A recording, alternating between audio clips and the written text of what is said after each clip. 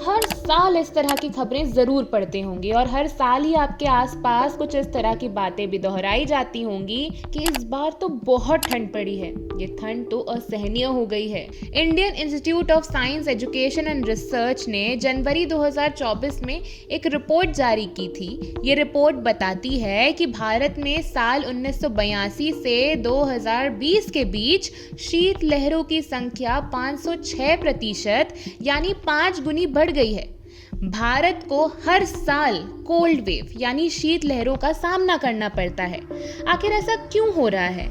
शीत लहरें क्या हैं और इसका लोगों के रोजमर्रा के जीवन पर क्या प्रभाव पड़ रहा है? आइए इस वीडियो में जानते हैं। राष्ट्रीय आपदा प्रबंधन संस्थान NIDM की एक रिपोर्ट के अनुसार शीत लहर को आम भाषा में अत्यधिक ठंड और जिद्दी तापमान के रूप में देखा जा सकता है। शीत लहर तब मानी जाती है जब मैदानी इलाकों में मिनिमम टेम्परेचर 10 डिग्री सेल्सियस या उससे कम होता है। वहीं पहाड़ी क्षेत्रों में यह आंकड़ा 0 डिग्री सेल्सियस या उससे कम होता है।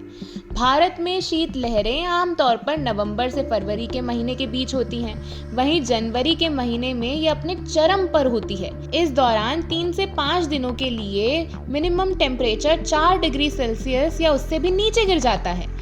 भारत में शीत लहर से सबसे ज्यादा प्रभावित होने वाले राज्य पंजाब, हरियाणा, दिल्ली, उत्तर प्रदेश, बिहार और जम्मू कश्मीर हैं। शोधकर्ताओं के अनुसार शीत लहरें हमारे लिए तब ज्यादा खतरनाक हो जाती हैं जब वे बेहद तीव्र हों या उनकी संख्या लगातार बढ़ते रहे।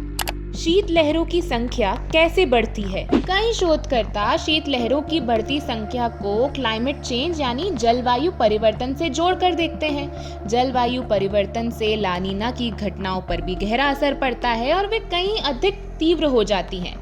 आम भाषा में समझें तो ला नीना प्रशांत महासागर में होने वाली एक मौसमी घटना या कहें पैटर्न है। इसका असर भारत के मौसम पे भी पड़ता है। ला नीना के कारण ही भारत में मानसून प्रभावित होता है और ठंड के पैटर्न में बदलाव आता रहता है। अब ये देखा जा रहा है कि जलवायु परिवर्तन के कारण ला नीना का पैटर्न बिगड़ जाता है और इसकी संख्या भी बढ़ जाती है। इस वजह से हमें अत्यधिक बारिश और ठंड का सामना करना पड़ता है।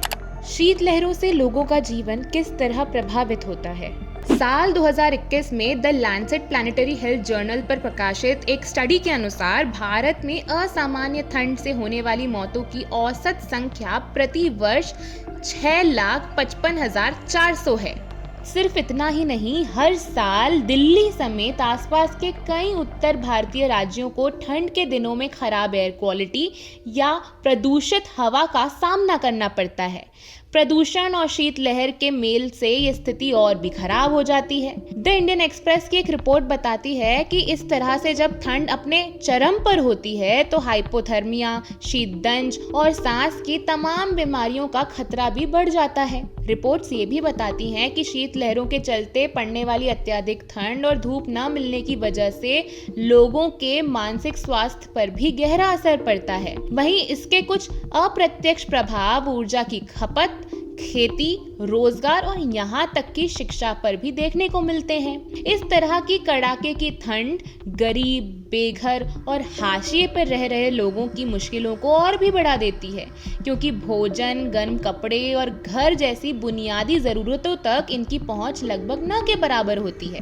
फ्रंटियर्स में छपी एक रिपोर्ट बताती है कि साल 2019 में जलवायु परिवर्तन के कारण होने वाली खतरनाक मौसमी घटनाओं से सबसे अधिक प्रभावित होने वाले देशों में भारत का नाम 7वें स्थान पर आता है।